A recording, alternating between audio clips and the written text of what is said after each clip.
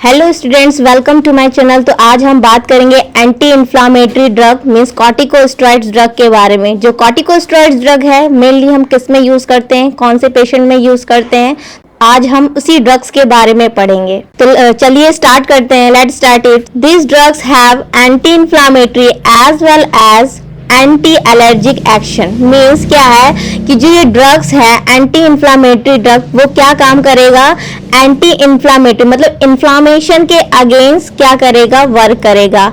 और क्या करेगा इसमें normally as well as anti allergic action. और जो भी एलर्जी कॉज कर रहा था, एलर्जी कैसे कॉज कर रहा था, तो नॉर्मली इससे भी पहले मैंने पढ़ा रखा है कि क्या हो रहे थे, जो हमारे मास्ट सेल्स जब रप्चर्स हो जा रहे थे तो उसमें से बहुत सारे ऐसे मेडिएटर्स रिलीज हो रहे थे। अभी हम आगे पढ़ेंगे मैकेनिज्म ऑफ एक्शन में। तो ये वो सारे मेडिएटर्स जब रिलीज हो रहे थे तो क्या कर रहे थे, हमारे सेल्स में इन्फ्लामेशन कॉज कर रहे थे, और इन्फ्लामेशन के साथ साथ क्या कर रहे थे, एलर्जी कॉज कर रहे थे। तो क्या करेगा इसमें नॉर्मली ये ड्रग्स इन्फ्लामेशन को रेड्यूस करेगा और साथ ही जो भी एलर्जिक एक्शन हो रहा था उसको क्या करेगा, कम करेगा। तो नॉर्मली लिखा है एंटी एलर्जिक एक्शन। नेक्स्ट है, आगे हम बढ़ते हैं। Thus they are effective in bronchial asthma. अब ये क्या होगा इसमें, नॉर्मली जो ये ड्रग्स है एंटी इन्फ्लामेटरी ड्रग, ये सबको पता हो रहा है कि क्यों हो रहा था, अभी मैंने जस्ट बताया। जब इन्फ्लामेशन क्या है, प्राइमरी पैथोलॉजी है किसकी, ब्रोंकियल अस्थमा की। ठीक है, अब जिस पेशेंट को क्या हो रहा है, ब्रोंकियल अस्थमा हो रहा है, तो अब अस्थमा कैसे स्टार्ट हुआ, जब हमारे मेडिएटर्स क्या हो रहे थे, रिलीज हो रहे थे, कैसे, मास्ट सेल से। तो क्या कर रहे थे, अभी मैंने यहाँ बताया है इन्फ्लामेशन कॉज कर रहा था और एलर्जिक। तो इसके अगेंस्ट हमने क्या दे दिया, एंटी इन्फ्लामेटरी और एंटी एलर्जिक मैंने ड्रग्स दी। तो उस दौरान क्या किया इसमें प्रॉपर तरीके से, जो मैंने एंटी इन्फ्लामेटरी ड्रग थी, इन्फ्लामेशन के साथ साथ जब इन्फ्लामेशन रेड्यूस हो गया तो इन एलर्जिक भी क्या हो गए, रेड्यूस हो गए। तो ऐसे ही नॉर्मली क्या है, जो नॉर्मली हमारे इन्फ्लामेशन का पहला साइन क्या होता है, सभी स्टूडेंट्स को पता होगा, और नहीं भी पता है तो मैं बता दे रही हूँ। जो हमारे इन्फ्लामेशन का जो साइन होता है प्राइमरी, ये क्या है, हम लोग पैथोलॉजी में जो स्टडी करते हैं तो उसमें हम क्या कर पढ़ते हैं, जो हमारे इन्फ्लामेशन के पहले साइन नॉर्मली हमने पढ़ा होगा, रेडनेस, कैलॉट, डॉलर, फंक्शनलिज। तो ये 5 नॉर्मल साइन होते हैं। तो इसमें क्या है, इसमें जो अगर कोई भी पेशेंट को क्या हो रहा है, एलर्जिक इन्फ्लामेशन कॉज कर रहा है, तो ये इन्फ्लामेशन क्या है, प्राइमरी पैथोलॉजी है किसकी, ब्रोंकियल अस्थमा में। क्योंकि हम ये ब्रोंकियल अस्थमा की ड्रग्स पढ़ रहे हैं जिसकी वजह से ये नॉर्मली इसमें दिया गया है ब्रोंकियल अस्थमा। और भी बहुत सारे ऐसे साइन होते हैं इन्फ्लामेशन के, जो बहुत सारे ऐसे सारे डिसीज कंडीशन में होते हैं, जैसे इंजरी हो गया, तो ये भी इन्फ्लामेशन ही कॉज करता है। तो क्या होगा इसमें, अब पेशेंट को ब्रोंकियल अस्थमा हुआ है तो ब्रोंकियल अस्थमा में क्या है, इसमें प्राइमरी साइन क्या है, इन्फ्लामेशन, प्राइमरी पैथोलॉजी क्या है, इन्फ्लामेशन। नेक्स्ट हम आगे बढ़ते हैं, एंटी इन्फ्लामेटरी एजेंट। अब जो क्या है, ये जो एंटी इन्फ्लामेटरी एजेंट है वो क्या है, ब्रैकेट में लिखा है स्टेरॉइड। क्या एक स्टेरॉइड ड्रग है, give significant benefit in the treatment of asthma. और इसमें ये क्या बता रहा है, इसमें कि जो एंटी इन्फ्लामेटरी एजेंट है वो स्टेरॉइड है, और किस में देते हैं, सिग्निफिकेंट का मतलब होता है नॉर्मली कि जो भी इंपॉर्टेंस होती है, नॉर्मली हम कह सकते हैं कि ज्यादा, मतलब कि किस पेशेंट को देना चाहिए। सिग्निफिकेंस का मीन्स मतलब होता है इंपॉर्टेंस, मतलब कि जो अस्थमा वाले पेशेंट हैं, हम क्या दे रहे हैं, एंटी इन्फ्लामेटरी ड्रग दे रहे हैं। तो नॉर्मली क्या है, इंपॉर्टेंट जो ड्रग है नॉर्मली वो किस पेशेंट में दे रहे हैं, ये बेनिफिट है। मतलब कि बेनिफिट्स का मतलब तो सभी स्टूडेंट्स को पता होगा कि क्या है, बहुत ज्यादा इंपॉर्टेंट है in the treatment of asthma. किस वाले पेशेंट में, अस्थमा के ट्रीटमेंट के लिए ये जो एंटी इन्फ्लामेटरी ड्रग्स है, स्टेरॉइड है, वो अस्थमा वाले पेशेंट के लिए, ट्रीटमेंट के लिए बहुत ही ज्यादा बेनिफिट है। नेक्स्ट हम आगे बढ़ते हैं, क्लासिफिकेशन। क्लासिफिकेशन में मतलब जो कॉर्टिकोस्टेरॉइड ड्रग है वो कितने क्लासिफिकेशन में डिवाइड है। तो कॉर्टिकोस्टेरॉइड ड्रग मेनली 2 क्लासिफिकेशन में डिवाइड है। एक है ग्लूकोकॉर्टिकॉइड, दूसरा मिनरलोकॉर्टिकॉइड। जो ग्लूकोकॉर्टिकॉइड है इसमें मेनली 3 एक्टिंग ड्रग्स होते हैं। 3 एक्टिंग कौन कौन से हैं, एक है short acting, intermediate acting, long acting. जो शॉर्ट एक्टिंग ड्रग है नॉर्मली क्या है, इसमें जो ड्रग्स हैं हाइड्रोकॉर्टिसोन, हम इसे आईवी के रूप से भी हम दे सकते हैं। नॉर्मली आईवी ज़्यादातर यूज़ किया जाता है, आईवी और आईएम। नेक्स्ट है इंटरमीडिएट एक्शन। इंटरमीडिएट एक्शन में क्या है, normally prednisolone, methyl prednisolone, triamcinolone, deflazacort. Next है long acting drug. Long acting drug में कौन कौन सी ड्रग्स हैं, डेक्सामेथासोन, बेटामेथासोन। नेक्स्ट है इसमें मिनरलोकॉर्टिकॉइड्स। मिनरलोकॉर्टिकॉइड में कौन कौन से ऐसे ड्रग है, डेसोऑक्सीकॉर्टिकोस्टेरोन एसीटेट। नेक्स्ट है फ्लूड्रोकॉर्टिसोन और एल्डोस्टेरोन। ये ड्रग कौन मिनरलोकॉर्टिकॉइड ग्रुप की ड्रग्स हैं, और ये क्या है, ग्लूकोकॉर्टिकॉइड्स में 3 एक्टिंग ड्रग्स हैं। नेक्स्ट हम आगे चलते हैं। नेक्स्ट मैकेनिज्म ऑफ एक्शन का मेनली मीन्स होता है कि ये जो ड्रग्स हम दे रहे हैं, एंटी इन्फ्लामेटरी ड्रग्स, वो मेनली क्या एक्शन करता है, मतलब क्या कैसे काम करता है, मेनली इसका वर्क क्या होता है, हम पढ़ते हैं। नेक्स्ट इसमें they prevent the release of और काउंटरैक्ट द बायोकेमिकल मेडिएटर्स। अब ये क्या करेगा, जो ये किसको प्रिवेंट करेगा, किसके रिलीज को प्रिवेंट करेगा, तो ये क्या करेगा, काउंटरैक्ट द बायोकेमिकल मेडिएटर्स। जो बायोकेमिकल मेडिएटर्स रिलीज हो रहे थे, कहाँ से रिलीज हो रहे थे, मास्ट सेल से रिलीज हो रहे थे। मास्ट सेल क्या हो रहे थे, उसमें रप्चर्स हो रहा था, किसकी वजह से, एंटीजन की वजह से। अब एंटीजन क्या कर रहे थे, अब हमारे मास्ट सेल में क्या किया, अटैक किया, जिसकी वजह से क्या हो रहा था, हमारा एंटीजन जब रप्चर हो गया तो उसमें से बहुत ऐसे सारे मेडिएटर्स, बायोकेमिकल्स मेडिएटर्स रिलीज हो रहे थे। तो ये क्या करता है, उसको क्या कर देता है, काउंटरैक्ट कर देता है। काउंटरैक्ट कैसे कर देगा, जो नॉर्मली एंटी इन्फ्लामेटरी एजेंट है वो जैसे ही क्या करेगा, हमने ड्रग्स दिया तो वो क्या कर रहे थे, इन्फ्लामेशन हो रहा था, और इसी इन्फ्लामेशन को क्या कर दिया, रेड्यूस कर दिया। और रेड्यूस कर दिया तो उसके अंदर से जो भी मेडिएटर्स रिलीज हो रहे थे, कौन कौन से, काइनिन, सेरोटोनिन और हिस्टामिन। मैंने नॉर्मली इसमें इतना ही लिखा है, बाकी ऐसे बहुत सारे मेडिएटर्स होते हैं जो हमारे मास्ट सेल में से रिलीज होते हैं। तो ये क्या करेगा, normally that cause the tissue inflammatory responsible for oedema and airway narrowing. अब क्या हो रहा था इसमें, ये क्या कॉज कर रहे थे, तो ये नॉर्मली क्या कॉज कर रहे थे, टिश्यू में इन्फ्लामेशन कर रहे थे, और उसकी वजह से क्या हो रहा था, टिश्यू में एडिमा हो गया था, और जिसकी वजह से जब ये स्वेल हो गए थे, इन्फ्लामेशन हो गया, एडिमा कॉज कर गया, तो उसमें से क्या हो रहा था, जो ब्रोंकल की स्मूथ मसल है उसकी एयरवे क्या हो गई, नैरो हो गई। अब नॉर्मली क्या है, जो एयरवे है, जो नॉर्मली क्या एयर पास हो रहा है हमारे ब्रोंकल स्मूथ मसल में, जब उसी के टिश्यू में क्या हो गया, इन्फ्लामेशन हो गया, तो वो जब इन्फ्लामेशन हो गया तो धीरे धीरे वही जो ब्रोंकल की टिश्यू थी वो क्या होगी, उसकी जो एयरवे थी वो नैरो हो गई, और जिसकी वजह से पेशेंट क्या हो गया, एस्थमेटिक वाला कंडीशन हो गया। तो इसमें क्या हो रहा था, हमने ड्रग्स दी, एंटी इन्फ्लामेटरी ड्रग, और उसने क्या कर दिया, काउंटरैक्ट कर दिया। काउंटरैक्ट का मतलब होता है कॉन्ट्रैक्ट करना। जब ये कॉन्ट्रैक्ट हो रहा था तो इसमें जो भी बायोमेडिकल मेडिएटर्स रिलीज हो रहे थे, और वहीं क्या हो गया, स्टॉप हो गया, ब्लॉक हो गया, जिसकी वजह से जो एयरवे नैरो हो गई थी वो क्या हो गई, नॉर्मल हो गई। नेक्स्ट है, हम आगे बढ़ते हैं, ड्रग एग्जाम्पल एंड डोजेस। अब ड्रग एग्जाम्पल एंड डोजेस में कौन कौन से ऐसे ड्रग्स हैं कि नॉर्मली हम कितने डोज में हम दे सकते हैं, तो सीरियल नंबर में ये है, ड्रग एग्जाम्पल एंड डोजेस में कौन कौन से ऐसी ड्रग्स होंगी, हम कितने डोज में हम दे सकते हैं पेशेंट को। तो नॉर्मली ड्रग्स है इसमें प्रेडनिसोलोन जो ड्रग्स है, नॉर्मली इसमें डोजेस हम कितना दे सकते हैं, तो 5 से 60 mg per day in divided dose. किस में दे सकते हैं, इन डिवाइडेड डोजेज में हम दे सकते हैं। ये थोड़ा सा डिवाइडेड अलग लिखा है, इसमें थोड़ा सा अटैच हो गया है। नेक्स्ट इसमें बैक्लोमेथासोन डाइप्रोपियोनेट।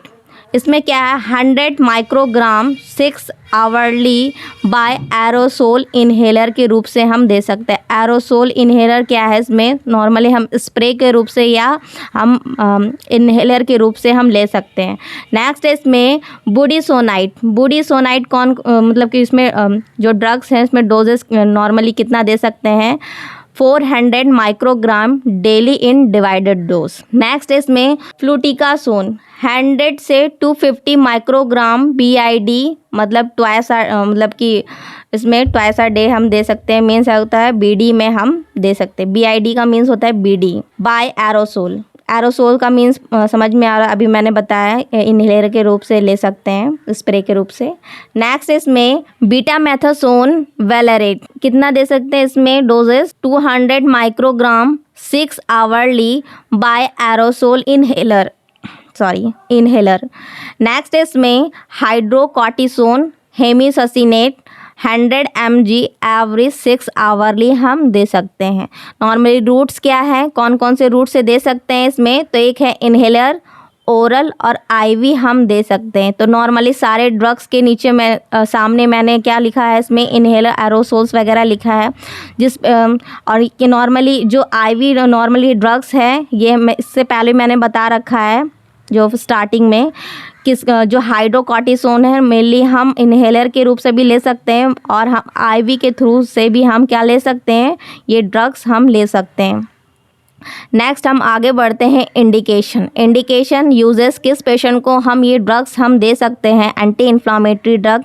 तो मेनली क्रॉनिक ब्रोंकाइटिस का मतलब क्या है, अब ब्रोंकस में इन्फ्लामेशन है। देखो हम क्या दे रहे हैं, कौन सी ड्रग्स दे रहे हैं, एंटी इन्फ्लामेटरी ड्रग, इन्फ्लामेशन को रिड्यूस करने के लिए। तो आइटिस जहाँ भी आ रहा है तो मतलब इन्फ्लामेशन है, और इन्फ्लामेशन हो तो इसका मतलब क्या है, इसमें हम इन्फ्लामेशन को रिड्यूस करने के लिए हम क्या दे रहे हैं, एंटी इन्फ्लामेटरी ड्रग।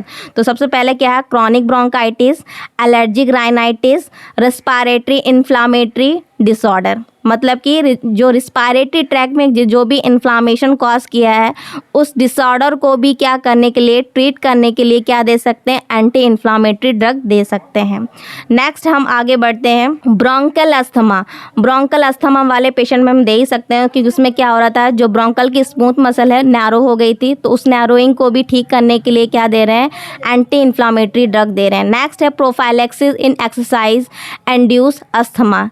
इसमें क्या है, प्रोफाइलैक्सिस का मतलब क्या है, जो पेशेंट क्या है, जो एक्सरसाइज अस्थमेटिक इंड्यूस करा रही है, तो उस दौरान क्या कर सकते हैं, प्रोफाइलैक्स ट्रीटमेंट हम ले सकते हैं। अब प्रोफाइलैक्स ट्रीटमेंट में मेनली क्या है, एंटी इन्फ्लामेटरी भी हम दे सकते हैं पेशेंट को। नेक्स्ट है इसमें एलर्जिक रिएक्शन वाले पेशेंट को भी देख सकते हैं। क्यों देख सकते हैं कि इसमें क्या कर रहे थे, जो नॉर्मली के मेडिएटर्स रप्चर हो जा रहे थे, जो मेडिएटर से क्या रिलीज हो रहे थे, जितने भी मास्ट सेल जब रप्चर हो जा रहे थे, तो मास्ट सेल में से क्या रिलीज हो रहे थे, मेडिएटर्स, और उस मेडिएटर्स क्या कर रहा था, नॉर्मली एलर्जिक रिएक्शन कर रहा था, और उसके साथ साथ इन्फ्लामेशन भी कर रहा था। तो हमें क्या करना है, जब इन्फ्लामेशन रिड्यूस होगा तो साथ में क्या होगा, जो एलर्जिक रिएक्शन है वो भी क्या हो जाएंगे, कम हो जाएंगे। तो उस पेशेंट में भी हम दे सकते हैं मेनली। नेक्स्ट इसमें कॉन्ट्राइंडिकेशन मीन्स होता है, नॉर्मली हम ऐसी ड्रग्स जो हम मतलब ऐसे पेशेंट को हम नहीं दे सकते हैं, मतलब बिल्कुल भी क्या है, कॉन्ट्राइंडिकेटेड है। तो इसमें है रीनल फेलियर वाले पेशेंट में क्यों नहीं दे सकते, कि पहले से ही रीनल फेलियर वाला पेशेंट है। और नॉर्मली क्या है, इसमें कॉर्टिकोस्टेरॉइड, जो कॉर्टिकोस्टेरॉइड ड्रग क्या कर रही है, मिनरलोकॉर्टिकॉइड और ग्लूकोकॉर्टिकॉइड को क्या कर रही है, इंक्रीज़ कर रही है, जिसकी वजह से क्या हो रहा है, नॉर्मली अब ग्लूकोकॉर्टिकॉइड ज़्यादा होगा, मिनरलोकॉर्टिकॉइड ज़्यादा होता है, मेन मिनरलो जब कॉर्टिकॉइड ज़्यादा होगा इसमें, तो ये क्या कॉज करेगा, सोडियम और वाटर को रिटेन करेगा, और जब सोडियम वाटर को रिटेन करेगा तो पेशेंट का किडनी फेलियर वाला पेशेंट है, तो उस दौरान बॉडी से एक्सक्रीट आउट नहीं हो पाएगी, जिसकी वजह से बॉडी में पेशेंट के क्या हो सकता है, एडिमा हो सकता है, और साथ में क्या हो सकता है, हाइपरटेंशन कॉज कर सकता है। तो हम रीनल फेलियर वाले पेशेंट को नहीं दे सकते। नेक्स्ट इसमें प्रेगनेंसी एंड लैक्टेशन, और प्रेगनेंसी या लैक्टेशन में क्यों नहीं दे सकते, तो ये क्या करेगी, प्रेगनेंसी में दे रहे हैं तो प्रेगनेंसी में फीटस को टेराटोजेनिक इफेक्ट कॉज करेगी। लैक्टेशन है तो लैक्टेशन में मदर क्या कर रही है, ब्रेस्ट फीड करा रही है, तो उस दौरान ब्रेस्ट फीडिंग के ज़रिए से भी क्या हो सकता है, बेबी में साइड इफेक्ट जा सकता है। नेक्स्ट है डायबिटीज़ मेलाइटिस। डायबिटीज़ में ए नहीं लिखा है, ऐड कर लीजिएगा आप लोग। तो इसमें क्या है, डायबिटीज़ मेलाइटिस। तो डायबिटीज़ मेलाइटिस वाले पेशेंट में क्यों नहीं देख सकते हैं, क्योंकि पेशेंट क्या है, डायबिटीज़ वाला पेशेंट है, और क्या चल रहा है, एंटी इन्फ्लामेटरी ड्रग देंगे। तो एंटी इन्फ्लामेटरी जस्ट अभी मैंने बताया कि कॉर्टिकोस्टेरॉइड से क्या, ग्लूकोकॉर्टिकॉइड जब रिलीज होगा तो ग्लूकोज का लेवल बॉडी में क्या हो जाएगा, ज़्यादा होगा, जिसकी वजह से पेशेंट अब क्या है, डायबिटीज़ वाला है, तो क्या होगा पेशेंट को और ज़्यादा, मतलब कि डायबिटीज़ क्राइसिस होने के ज़्यादा चांसेस हो सकते हैं। अब ग्लूकोज लेवल ज़्यादा हो जाएगा तो पेशेंट को क्या होगा, वुंड हीलिंग नहीं होगी, ब्लीडिंग होने के चांसेस ज़्यादा होगी, इंजरी की चांसेस ज़्यादा होगी, तो उस दौरान क्या होगा, डायबिटीज़ वाला पेशेंट है तो उस दौरान हम क्या नहीं दे सकते, एंटी इन्फ्लामेटरी ड्रग नहीं दे सकते। नेक्स्ट है साइकोसिस। साइकोसिस में क्या है, पेशेंट क्या है, मेंटली इल है, साइकेट्रिक वाला है, तो उस दौरान भी ये क्या करेगी, ग्लूकोकॉर्टिकॉइड, मिनरलोकॉर्टिकॉइड्स ये ड्रग्स दे रहे हैं, जिसकी वजह से क्या हो सकता है, मेंटली इल वाले पेशेंट में क्या कर सकते हैं, नॉर्मली जो डोपामीन है, एसिटाइल कोलिन है, तो उस दौरान क्या हो सकती है, इसमें डिफ़िकल्टी हो सकती है, इसमें इंक्रीज़ नहीं तो डिक्रीज़ हो सकती है, जिसकी वजह से ये पेशेंट को क्या होगा, अब क्या है, साइकोसिस वाला पेशेंट है तो उस दौरान हम ये ड्रग्स बिल्कुल भी नहीं दे सकते। नेक्स्ट है हाइपरटेंशन। हाइपरटेंशन वाले मेनली इसमें नहीं देंगे, क्योंकि क्या करेगा, जो हमारा मिनरलोकॉर्टिकॉइड है वो सोडियम और वाटर को रिटेन करेगा, जिसकी वजह से क्या हो सकता है, इसमें अब क्या सोडियम वाटर रिटेन करेगा तो उस पेशेंट को क्या होगा, हाइपरटेंसिव क्राइसिस हो सकते हैं। नेक्स्ट इसमें लीवर डिसफंक्शन। लीवर डिसफंक्शन में क्या है, नॉर्मली अब पेशेंट का जो लीवर है क्या प्रॉपर तरीके से काम नहीं कर रहा है, तो नॉर्मली मैंने इससे पहले भी बहुत सारी ऐसी ड्रग्स पढ़ाई हैं, उसमें मेनली मैंने लीवर बताया है कि कॉन्ट्राइंडिकेशन लीवर और रीनल फेलियर वाले पेशेंट में नहीं देंगे, क्योंकि ये पहले से ही क्या है, डिसफंक्शन है, काम नहीं कर पा रहा है, तो उस दौरान क्या होगा, नॉर्मली लीवर में क्या होता है, मेटाबॉलिज्म होता है। जब मेटाबॉलिज्म ढंग से नहीं होगा तो इस दौरान क्या होगा, और ज़्यादा इफेक्ट कॉज कर सकता है लीवर में, जिसकी वजह से क्या होगा, लीवर और ज़्यादा डैमेज होने के चांसेस हो सकते हैं। नेक्स्ट है, हम आगे बढ़ते हैं, साइड इफ़ेक्ट। तो साइड इफ़ेक्ट में ऐसे कौन कौन से साइड इफ़ेक्ट होंगे, तो सबसे पहले मैंने यहाँ कॉर्टिको और स्टेरॉइड्स के नाम से मैंने लिख दिया है। जो कॉर्टिकोस्टेरॉइड ड्रग दे रहे हैं, मतलब एंटी इन्फ्लामेटरी ड्रग, तो नॉर्मली सी से क्या है, कुशिंग सिंड्रोम। कुशिंग सिंड्रोम में क्या होगा, इसमें नॉर्मली क्या है, जो एल्डोस्टेरोल का लेवल होता है बॉडी में, जो कॉर्टिकोस्टेरॉइड जो हार्मोन होता है वो क्या हो जाता है, इंक्रीज़ हो जाता है, जिसकी वजह से क्या होता है, पेशेंट को कुशिंग सिंड्रोम होते हैं। तो कुशिंग सिंड्रोम होगा तो इसमें क्या क्या सिम्टम्स दिखेंगे नॉर्मली, तो मून फेस और बफेलो हम्प। मून फेस मतलब कि जो चेहरा एकदम मून लाइक फेस होगा, गोल मटोल होगा, और जो बफेलो हम्प का मतलब होता है जो लोअर लिम्ब और अपर लिम्ब तो क्या होंगे, पेशेंट के एक्सट्रीमिटीज क्या होंगे, पतले होंगे, लेकिन क्या होगा, बफेलो हम मतलब जो ट्रंक है, नॉर्मली चेस्ट और एब्डोमेन वाली एरिया जो है वो एकदम बफेलो की तरह एकदम जैसे कह सकते हैं ओबेसिटी एकदम तोन की तरह निकली हुई है। तो उस दौरान क्या है, किसमें, कुशिंग सिंड्रोम वाले पेशेंट में क्या होगा, दिखाई देगा। तो ये क्या हो रहा है इसमें, तो ये क्या कॉज कर सकता है, साइड इफ़ेक्ट में कुशिंग सिंड्रोम जैसी डिसीज़ कंडीशन कॉज कर सकता है। नेक्स्ट है इसमें ऑस्टियोपोरोसिस, और क्या कर सकता है, इसमें ऑस्टियोपोरोसिस साइड इफ़ेक्ट कर सकता है। ऑस्टियोपोरोसिस मेनली किस में कर सकता है, तो एल्डर वुमेन में कर सकता है, जो मेनोपॉजल वुमेन होती हैं, तो उस वुमेन में मेनली ये कॉज कर सकता है। नेक्स्ट इसमें कैल्शियम और विटामिन की डेफिशिएंसी भी कॉज करेगा। अब क्या करेगा, जब कैल्शियम और विटामिन की डेफिशिएंसी होगी तो ये क्या होगा, ऑस्टियोपोरोसिस कॉज करेगा। नेक्स्ट इसमें आर से है retardation of growth. Retardation growth में क्या होगा, नॉर्मली पीडियाट्रिक जो चिल्ड्रंस होते हैं उसमें क्या होगा, उसमें ग्रोथ की रिटार्डेशन हो जाएगी, जिसकी वजह से क्या होगा, अगर हम नॉर्मली चिल्ड्रंस में दे रहे हैं तो उस चिल्ड्रंस में क्या होगी, ग्रोथ रिटार्ड हो जाएगी, मतलब ग्रोथ नहीं बढ़ेगी प्रॉपर तरीके से। नेक्स्ट इसमें टी से होता है thinning of skin. Thinning of skin में क्या हो जाएगी, अगर हम एंटी इन्फ्लामेटरी एजेंट दे रहे हैं तो इसका साइड इफ़ेक्ट में क्या होगा, और थिनिंग ऑफ स्किन का मतलब होता है जो स्किन नॉर्मली होगी वो क्या हो जाएगी, थिन हो जाएगी, और क्या होगा इसमें, और थिन होगी तो इसमें क्या हो सकता है, ईजिली ब्रूसिंग हो सकता है, कहीं भी किसी भी वजह से क्या हो सकता है, ब्रूसिंग हो सकता है, खरोच आ सकती है, साथ में क्या हो सकता है, पेशेंट को वुंड हीलिंग हो सकता है। नेक्स्ट है इसमें आई से है इम्यूनोसप्रेशन, और क्या कॉज करेगा इसमें साइड इफ़ेक्ट, इम्यून सिस्टम को क्या कर देगा, सप्रेस कर देगा, जिसकी वजह से हमारी इम्यून सिस्टम क्या नहीं होगी, एक्टिव नहीं हो पाएगी। नेक्स्ट इसमें सी से है कैटरेक्ट प्लस ग्लूकोमा भी कॉज करेगा। नेक्स्ट है एडिमा क्यों कॉज करेगा, तो साल्ट प्लस फ्लूइड का रिटेंशन होगा, जिसकी वजह से क्या होगा, हमारे टिश्यू में एडिमा फॉर्म होगा। नेक्स्ट इसमें एस से होगा सप्रेशन ऑफ हाइपोथैलेमिक और पिट्यूटरी एक्सेस। इसमें एक्सेस नहीं ऐड है, तो इसमें क्या है, इसमें और किसको सप्रेस कर देगा, हाइपोथैलेमिक और पिट्यूटरी ग्लैंड को क्या कर देगा, सप्रेस कर देगा, जिसकी वजह से हमारे ब्रेन में क्या हो रहा था, नॉर्मली अब जो मिनरलोकॉर्टिकॉइड ग्लूकोकॉर्टिकॉइड क्या है, हार्मोन्स है।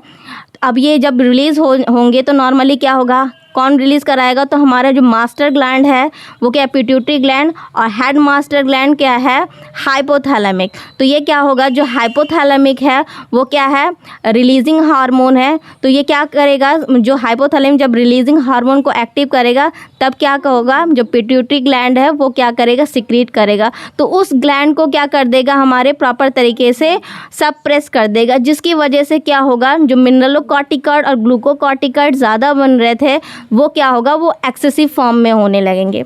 ठीक है, अब ये क्या कर रहे हैं, हम नॉर्मली ड्रग्स दे रहे हैं, तो अब ड्रग्स दे रहे हैं तो ये क्या कर देगा, हाइपोथैलेमिक और पिट्यूटरी एक्सेस को क्या कर देगा, सप्रेस कर देगा। नेक्स्ट इसमें टी से टेराटोजेनिक। तो टेराटोजेनिक क्या साइड इफेक्ट होगा इसमें नॉर्मली, तो अगर हम प्रेगनेंसी वुमेन में दे रहे हैं, प्रेग्नेंट वुमेन में, तो उस दौरान क्या करेगा, फीटस में टेराटोजेनिक इफेक्ट कॉज करेगा। ई से है इमोशनल डिस्टर्बेंस। इमोशनल डिस्टर्बेंस में कौन कौन से होंगे इसमें साइड इफेक्ट, तो डिप्रेशन होगा, इरिटेबिलिटी होगा और एंजाइटी कॉज कर सकता है इसमें साइड इफेक्ट में। नेक्स्ट इसमें आर से है रेज ब्लड प्रेशर, और क्या कर सकता है, ब्लड प्रेशर भी इंक्रीज कर सकता है। क्यों इंक्रीज करेगा, क्योंकि सोडियम वाटर को रिटेन कर रहा है मिनरलोकॉर्टिकॉइड, जिसकी वजह से क्या हो रहा है, इसमें ब्लड प्रेशर भी इंक्रीज होगा। नेक्स्ट इसमें ओ से ओबेसिटी, और ओबेसिटी में क्या होगा, मेनली जो सेंट्रल या ट्रंकल ओबेसिटी होगा, जो हमारे एब्डोमेन एरिया में सेंट्रल वाले पार्ट में क्या होगा, ओबेसिटी कॉज करेगा, जिसकी वजह से क्या दिखेगा, एब्डोमेन वाले एरिया में सबसे ज़्यादा ओबेसिटी कॉज करेगा, जिसकी वजह से क्या होगा, इसमें साइड इफेक्ट सबसे ज़्यादा दिखेगा।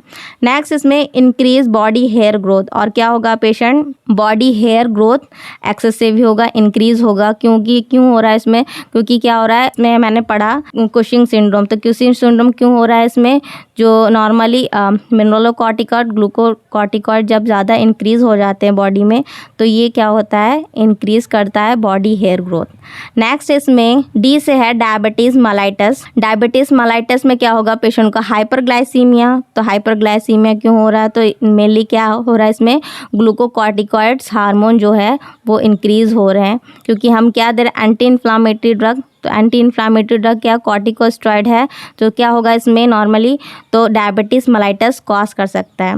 नेक्स्ट इसमें एस फॉर होता है स्ट्राई।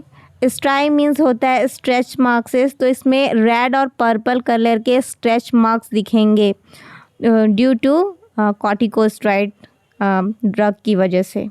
नेक्स्ट है इसमें आगे हम बढ़ते हैं, एडवर्स इफ़ेक्ट। तो एडवर्स इफ़ेक्ट सबको पता होगा स्टूडेंट्स को कि जो एडवर्स इफ़ेक्ट वो साइड इफ़ेक्ट से सबसे ज़्यादा डेंजरस होता है। इसमें लाइफ थ्रेटनिंग भी कंडीशन हो सकती है, मीन्स पेशेंट डेथ भी कॉज कर सकता है।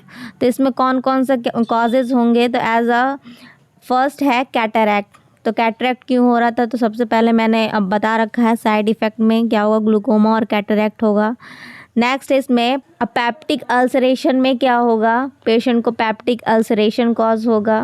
नेक्स्ट इसमें राउंडेड फेस मीन्स होगा मून लाइक फेस, जो मैंने अभी साइड इफ़ेक्ट में पढ़े वो कॉज होगा। नेक्स्ट इसमें obesity of trunk and relatively thin limb, और क्या होगा इसमें, पेशेंट जो नॉर्मली ओबेसिटी कॉज करेगा, जो कौन सा ओबेसिटी कॉज करेगा, जो उनके ट्रंक है, मतलब कि जो एब्डोमेन वाली एरिया है वो क्या हो जाएंगे, बिल्कुल ओबेसिटी कॉज करेगा। मतलब कि पूरी तरीके से ऐसा कह सकते हैं, एकदम जैसे जो मोटे लोग होते हैं तो उनका जो पेट निकल आता है, तो नॉर्मली वैसे ही उनका पेट निकल आएगा, लेकिन रिलेटिवली थिन लिम्ब। लेकिन क्या होगा उसमें, जो पेशेंट के लिम्ब है, अपर लिम्ब और लोअर लिम्ब एकदम क्या रहेंगे, प्रॉपर तरीके से थिन रहेंगे, मतलब पतले से रहेंगे। नेक्स्ट इसमें साइकोसिस, और क्या होगा, पेशेंट को साइकोसिस वाली कंडीशन होगी। नेक्स्ट इसमें साइकोसिस को पता है तो क्या होगी, साइकोसिस मतलब कि मेंटल इल होगा। नेक्स्ट इसमें ओरोफैरिंजियल कैंडिडियासिस, और क्या होगा इसमें, ओरोफैरिंजियल कैंडिडियासिस होगा। क्यों होगा, तो इसमें मैंने बता रखा है कि ओरोफैरिंजियल क्या होगा, हमारी ओरल वाली एरिया में क्या होगा, कैंडिडियासिस क्या है, एक तरीके का फंगल इन्फेक्शन है। और ये फंगल इन्फेक्शन क्यों होगा, जब पेशेंट क्या होगा, इन्हेलर यूज़ करेगा, तो उस दौरान क्या करना है, अभी आगे मैं पढ़ाऊंगी रोल ऑफ नर्स में, क्योंकि क्या करना है हमें, अगर कोई भी ऐसे इन्हेलर यूज़ करना है तो इन्हेलर यूज़ करने के तुरंत बाद क्या करना है, माउथ वॉश करना है। नहीं तो जो ड्रग्स हम लिए होते हैं इनहेलर के रूप से, तो वो क्या कॉज करती है, प्रॉपर तरीके से इन्फेक्शन कॉज करती है। तो इस वजह से क्या हो सकता है, एडवर्स इफेक्ट में ओरोफेरेंजियल कैंडिडियासिस इन्फेक्शन कॉज कर सकता है। नेक्स्ट है ग्लाइकोज यूरिया और ग्लूकोज यूरिया। ग्लाइकोज यूरिया कॉज करेगा, क्यों कॉज करेगा, क्योंकि इसमें क्या जो कॉर्टिकोस्टेरॉइड है वो कौन सा हार्मोन है, हमारे किडनी से एड्रिनल ग्लैंड से सिक्रीट हो रहा है। तो कॉर्टिकोस्टेरॉइड से क्या हो रहा है, इसमें मिनरलोकॉर्टिकॉइड और ग्लूकोकॉर्टिकॉइड सिक्रीट हो रहा है। तो जिसकी वजह से क्या हो सकता है, अगर ग्लूकोकॉर्टिकॉइड सिक्रीट होगा तो ग्लूकोज का लेवल बढ़ेगा, जिसकी वजह से क्या होगा, प्रॉपर तरीके से मतलब यूरिन में ग्लूकोज का लेवल मिलेगा, जिसकी वजह से ग्लाइकोज यूरिया होगा। एडवर्स इफेक्ट में ग्लाइकोज यूरिया दिखेगा। नेक्स्ट इसमें फ्लूइड एंड इलेक्ट्रोलाइट इम्बैलेंस। और क्या होगा, पेशेंट को फ्लूइड एंड इलेक्ट्रोलाइट इम्बैलेंस होगा। क्यों होगा, क्योंकि एड्रिनल ग्लैंड से कॉर्टिकोस्टेरॉइड हार्मोन का सिक्रीशन हो रहा है और उसके ऊपर से क्या हो रहा है, इसमें हम ड्रग्स ले रहे हैं कॉर्टिकोस्टेरॉइड, जिसकी वजह से क्या हो सकता है, जिसकी वजह से पेशेंट को fluid and electrolyte imbalance cause करेगा। फ्लूइड कैसे कॉज करेगा, जो मिनरलोकॉर्टिकॉइड है वो साल्ट का फॉर्मेशन कर रही है, ऊपर से हम ड्रग्स ले रहे हैं तो वो किसको स्टिमुलेट करेगी, मिनरलोकॉर्टिकॉइड और ग्लूकोकॉर्टिकॉइड हार्मोन को स्टिमुलेट करेगी, जिसकी वजह से अगर साल्ट लेवल ज़्यादा होगा तो साल्ट हमेशा अपने साथ क्या रखती है, वाटर रखती है, जिसकी वजह से क्या होगा, फ्लूइड इम्बैलेंस होगा। साथ में इलेक्ट्रोलाइट में अब क्या साल्ट है तो क्या सोडियम है, साथ में क्या है ग्लूकोज है ग्लूकोकॉर्टिकॉइड में, तो क्या है, ये सब इलेक्ट्रोलाइट्स हैं, सोडियम पोटेशियम, तो इसका भी क्या हो जाएगा, इम्बैलेंस हो जाएगा। टॉक्सिसिटी का मतलब क्या है कि हमारे बॉडी में क्या क्या टॉक्सिसिटी कॉज हो रही है। तो इसमें क्या होगा, नो सिस्टमिक टॉक्सिसिटी कॉज होगा। क्यों होगा नो सिस्टमिक टॉक्सिसिटी, क्योंकि हम ये ज़्यादातर जो कॉर्टिकोस्टेरॉइड है वो इनहेलर यूज़ कर रहे हैं, डायरेक्ट लंग को अफेक्ट कर रहा है, जिसकी वजह से क्या होगा, अगर नॉर्मल पर्सन में हम दे रहे हैं तो क्या कोई भी सिस्टमिक कॉज नहीं करेगा। अगर एबनॉर्मल पर्सन को दे रहे हैं, मान लो कि पेशेंट को कोई भी ऐसी डिसीज़ कंडीशन में, तो वो क्या करेगा, टॉक्सिसिटी कॉज करेगा। तो इसमें क्या है, नोट सिस्टमिक टॉक्सिसिटी। अगर नॉर्मल पेशेंट को दे रहे हैं तो इसमें कोई भी ऐसा सिस्टमिक टॉक्सिसिटी कॉज नहीं करेगा। Interacts with carbamazepine, phenytoin, primidone and barbiturate and its efficacy reduce if used concurrently। इसमें क्या है, इसमें इंट्रैक्ट, अब क्या हो रहा है, इसमें अब हम क्या ले रहे हैं, पेशेंट को कॉर्टिकोस्टेरॉइड ड्रग्स दे रहे हैं और साथ में अगर ये दवाई भी चल रही है, कार्बामेजिपिन, फैनटोइन और पिरिमिडोन और बार्बिचुरेट जैसी ड्रग्स अगर चल रही हैं, तो ये क्या कर सकती है, उसके इफिकेसी का मीन्स होता है इसमें थेरापेटिक इफेक्ट क्या हो सकता है, जो मेनली हमें चाहिए, जितना डोज हमें चाहिए वो क्या हो सकता है, इसमें उस डोज का, उस थेरापेटिक डोज क्या हो सकता है, रेड्यूस हो सकता है, जिसकी वजह से हम क्या कर सकते हैं, कॉनकरेंट, मतलब कि क्या होगा, it efficacy reduce if used concurrently. और क्या होगा कि उस करंट मतलब कि उसी दौरान क्या होगा, उस नॉर्मली जितना भी हमें थेरापेटिक इफेक्ट चाहिए है वो थेरापेटिक इफेक्ट क्या हो जाएगा, रेड्यूस हो जाएगा। नेक्स्ट है इसमें रिफाम्पिसिन रेड्यूस कॉर्टिकोस्टेरॉइड एक्टिविटी। जो रिफाम्पिसिन ड्रग है वो क्या रेड्यूस कर देगी, कॉर्टिकोस्टेरॉइड की एक्टिविटी को क्या कर देगी, रेड्यूस कर देगी। नेक्स्ट इसमें reduce serum concentration of salicylate and anti muscarinic agent. और किसको डिक्रीज करेगी, नॉर्मली जो कॉर्टिकोस्टेरॉइड है वो किसके कंसंट्रेशन डिक्रीज करेगी, किसके सीरम कंसंट्रेशन को, salicylate and anti muscarinic agent को क्या कर देगी, डिक्रीज कर देगी। नेक्स्ट इसमें dose of anti diabetes and anti hypertensive need to be increase. और क्या करेगी, नॉर्मली हम एंटी डायबिटिक ड्रग्स दे रहे हैं, एंटी हाइपरटेंसिव ड्रग दे रहे हैं, तो उसके नीड को क्या कर देगी, इंक्रीज कर देगी। कौन कर देगी, नॉर्मली कॉर्टिकोस्टेरॉइड। नेक्स्ट हम आगे बढ़ते हैं, नर्सिंग रिस्पॉन्सिबिलिटी। तो नॉर्मली नर्सिंग रिस्पॉन्सिबिलिटी में क्या है, एक नर्स की क्या क्या रिस्पॉन्सिबिलिटी होती है, तो इसमें क्या है, फर्स्ट पॉइंट है advise the client to use inhaler before brushing the teeth to reduce incidence of mouth infection. और क्या बोलेंगे पेशेंट को कि एडवाइस करेंगे क्लाइंट को कि अगर हम इन्हेलर यूज़ कर रहे हैं तो ब्रशिंग करने से पहले हम उस इन्हेलर को यूज़ करें, फिर उसके बाद क्या करें हम नॉर्मली ब्रश करें, जिसकी वजह से क्या होगा नॉर्मली माउथ इन्फेक्शन रेड्यूस हो जाएगा। जो भी इंसिडेंट्स हो रहे थे माउथ इन्फेक्शन होने की वजह से, तो वो माउथ इन्फेक्शन क्या हो जाएगा, रेड्यूस हो जाएगा। नेक्स्ट इसमें monitor for sign of adrenal insufficiency, depression, muscle pain and weakness. और क्या करते रहना, मॉनिटर करते रहना एड्रिनल ग्लैंड की इनसफिशिएंसी को, कि जिसकी वजह से क्या हो सकता है पेशेंट डिप्रेशन या मसल पेन या वीकनेस कॉज कर सकता है।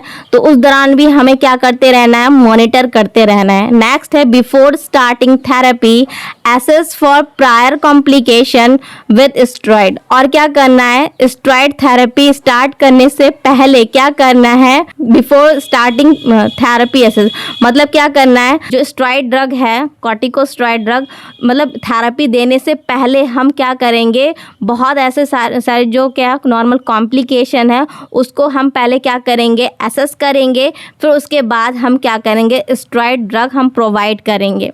मेनली मैंने 3 पॉइंट्स नर्सिंग रिस्पॉन्सिबिलिटी लिखा है जो मेनली इंपॉर्टेंट है, और आगे आप और ऐड कर सकते हैं जस्ट लाइक अ न्यूट्रिशनल स्टेटस, बेड रेस्ट वगैरह भी ऐड कर सकते हैं। लेकिन आज के लिए इतना ही, मिलते हैं नेक्स्ट वीडियो में। Thank you so much.